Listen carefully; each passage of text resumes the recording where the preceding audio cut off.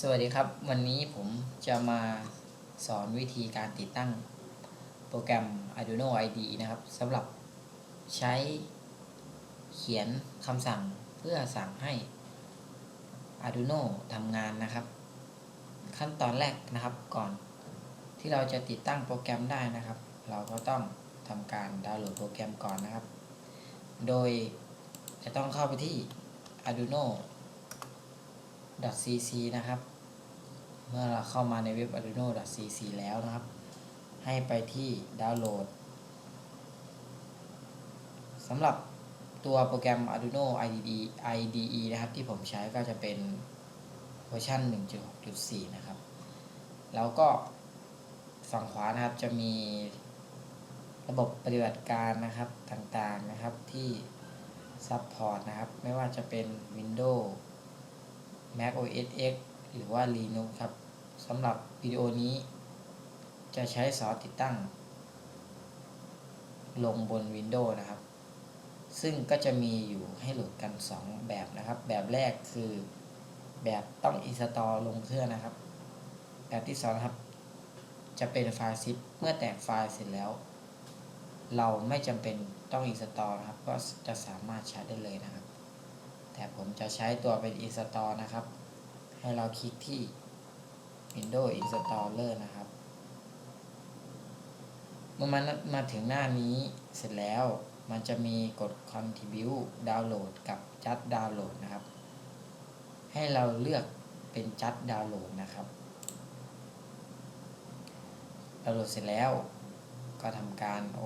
เคไปดาวน์โหลดไปในโปรแกรมที่ผมใช้เป็น Eagle นะครับในการดาวน์โหลดรอสัก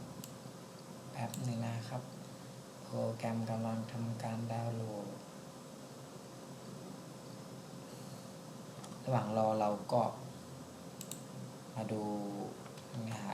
มาดูในเว็บมีอะไรบ้างครับภายในเว็บไซต์ก็จะมีครับบายก็จะมีอุปกรณ์ต่างๆขึ้นมาให้เราดูนะครับเราจะซื้อก็ได้หรือไม่ซื้อก็แล้วแต่เรานะครับโปรดักต์มีอะไรบ้างเราก็มาดูนะครับมี Arduino มี Arduino นะครับแล้วก็จะมี example ต่างๆ reference ต่างๆครับโหลดเสร็จแล้วครับแล้วก็กด open ไปก็ทำการเย็ดนะครับเมื่อเรากดเย็ดเสร็จแล้วทำยังไงต่อกด agree ครับมันก็จะมี Arduino install Arduino software นะครับ install USB driver นะครับ create start menu shortcut create desktop shortcut สำหรับ2อันนี้ใครจะติ๊กออกก็ได้นะครับแต่ผมจะไม่ติ๊กครับเพราะผมจะให้มันโชว์ตรง desktop ผมก็จะทำการกด next ไปครับอันนี้เลือกโฟลเดอร์ที่จะติดตั้งลงไปนะครับของผมจะติดตั้งไว้ที่ drive C นะครับก็ไม่ต้องทำการเลือกที่อื่นแต่ถ้าสำหรับคนไหนต้องการที่จะติดตั้งไว้ได้อื่นแล้วก็เบาแล้วก็เลือกที่เก็บไปนะครับแล้วเสร็จแล้วก็กด install นะครับสำหรับการ install ก็รอมันไปเรื่อยๆนะครับรอจนกว่าจะเสร็จ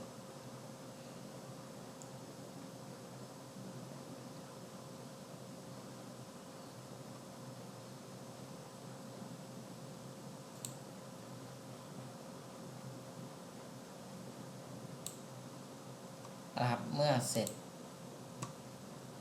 แล้วนะครับมันจะขึ้นมาให้เราโค้ดนะครับมันจะขึ้นมาให้เราโค้ดนะครับขึ้นมาให้เราโค้ดนะครับเราก็ทำการกดไปที่โค้ดนะครับ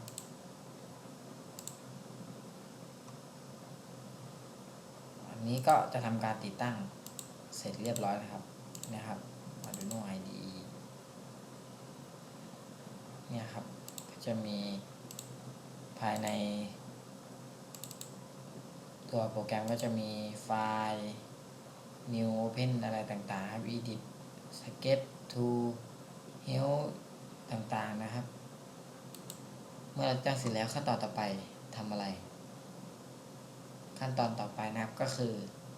เราก็จะทำการต่อบอร์ดนะครับเข้ากับคอมพิวเตอร์ผ่านสาย USB port นะครับบอร์ดที่ผมใช้นะครับก็จะเป็น Arduino Uno นะครับผมก็ทำการเสียบบอร์ดเข้ากับโปรแกรมนะครับเข้ากับคอมพิวเตอร์นะครับเสร็จแล้วเมื่อเราเสียบบอร์ดมันจะทำการติดตั้งไดเวอร์ให้เราอัตโนมัตินะครับต่อมาก็ให้เราทำการเปิด Arduino IDE ขึ้นมานะครับเปิดขึ้นมาแล้วทำยังไงให้เราไปที่ไฟล์ครับแล้วก็ไปที่ตรงแอป Sample นะครับไป Basic นะครับตรงนี้จะเป็นการ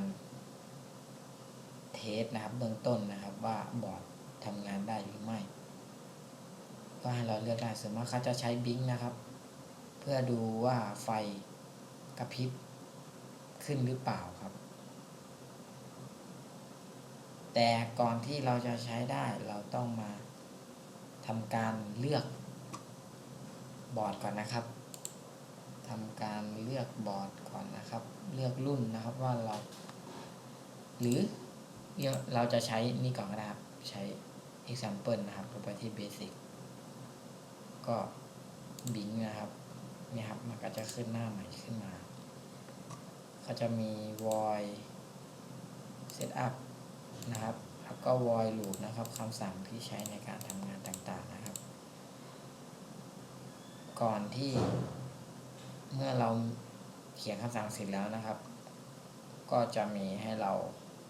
ทำการ verify กับอัปโหลดลงบอร์ดครับแต่ก่อนที่จะทำการอัปโหลดได้เราก็ต้องเลือกก่อนนะครับว่าเราใช้บอร์ดอะไรในการสั่งการหรือการทำงานนะครับเราให้ไปที่ Tool นะครับไปที่ Tool เสร็จแล้วให้ทำการเลือกบอร์ดนะครับของผมใช้เป็นบอร์ด Arduino Uno นะครับผมก็จะเลือกตรงนี้ในเวอร์ชัน 1.64 เนี่ยก็จะมีเรื่องมากมายครับว่าจะเป็น Arduino Yan Nano Arduino Mini นะครับ Arduino Pro นะครับมีต่างๆมากมายเลือกเลยนะครับเสร็จแล้วเราก็คลิกไปตรงที่ Arduino Uno นะครับแล้วก็มาดูพอร์ตนะครับพอร์ตที่ผมใช้นะครับจะเป็นคอมพอร์ต3นะครับคอมพอร์ต3นะครับซึ่งแต่ละเครื่องอาจจะไม่เหมือนกันบางคนอาจจะเป็นคอมพอร์ต 4บางคนอาจจะเป็นคอมพอร์ต 5นะครับแล้วเราจะรู้ได้ยังไงว่าบอร์ด Arduino ที่เราเสียบเข้าไปเป็นคอมพอร์ตไหนนะครับวิธีนะครับให้เราไปที่วิธีดูพอร์ตนะครับให้เราไปที่ PC นะครับ My Computer นะครับคลิกขวานะครับแล้วก็ไปที่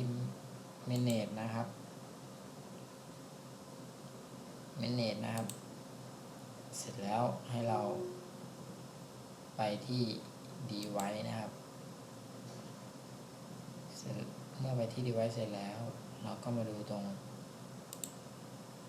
ซอฟต์แวร์นะครับเรามาดูตรงโทษครับเรามาดูตรงพอร์ตนะครับเนี่ยครับมันก็จะขึ้นบอกว่า Arduino Uno นะครับวงเล็บคอมพอร์ต 3นะครับเมื่อเราดูเสร็จแล้วเราก็มาทำการตั้งพอร์ตให้มันนะครับเนี่ยครับจะเลือกเป็นคอมพอร์ต 3เป็นคอมพอร์ต 3นะครับเสร็จแล้วเราเลือกเสร็จแล้วเราต่อบอร์ดเสร็จแล้วเราจะทำการเทสแล้วนะครับ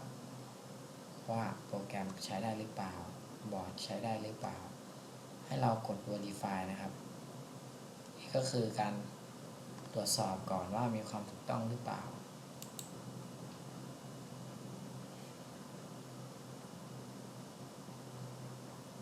คอมไพล์ครับนี่ก็คือคอมไพล์ผ่านแล้ว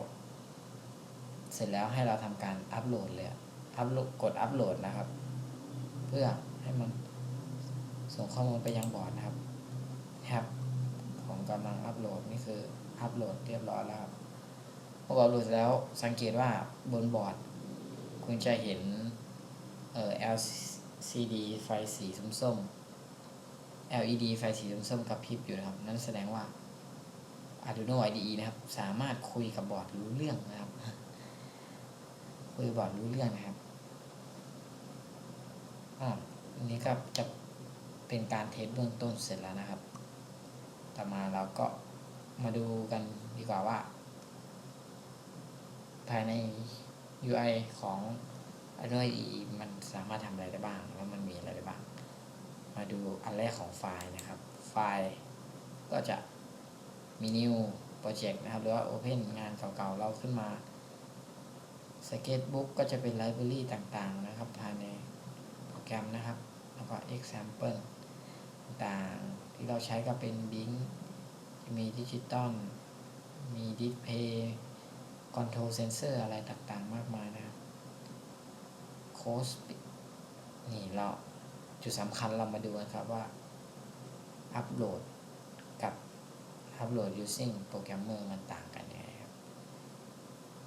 ถ้าเรากดอัปโหลดธรรมดามันจะใช้ในกรณีที่เราเชื่อม USB เข้ากับตัวบอร์ด Arduino นะครับผ่านชิปนี่คือจะใช้อัปโหลดแต่ตัวนี้อัปโหลด using programmer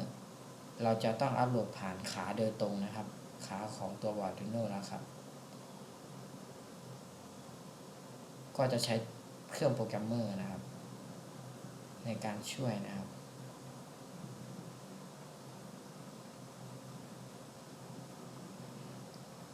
แล้วก็มาดูในส่วนของ Edit ส่วนของ Sketch ก็ไม่มีอะไรมากครับอันนี้ลองไปศึกษากันดูนะครับแล้วก็สิ่งหนึ่งเลยอยากจะแนะนำนะครับก็คือ reference นะครับถ้าเราอยากศึกษาเพิ่มเติมแล้วอยากรู้อะไรเกี่ยวกับการเขียนคำสั่งครับเราสามารถเข้าไปดูได้ที่ reference นะครับเมื่อเราคลิกเข้ามา reference นะครับก็จะมาหน้าเมื่อเราคลิกเข้ามาที่ reference นะครับรอแป๊บหนึ่งนะครับก็จะเด้งมาหน้า Arduino IDE นะครับง่ายกว่าเรามาดูตรงนี้ก็ได้ครับนี่ครับเสร็จแล้วมาที่ reference นะครับนี่ครับก็จะมีบอก structure ต่างๆ function ต่างๆ variable ต่างๆนะครับที่ใช้ประกอบการเรียนรู้นะครับครับสำหรับคลิปแรกนะครับวิธีการติดตั้งโปรแกรม Arduino IDE นะครับก็มีเพียงเท่านี้นะครับผิดพลาดประการใดก็ขอโทษเลยนะครับ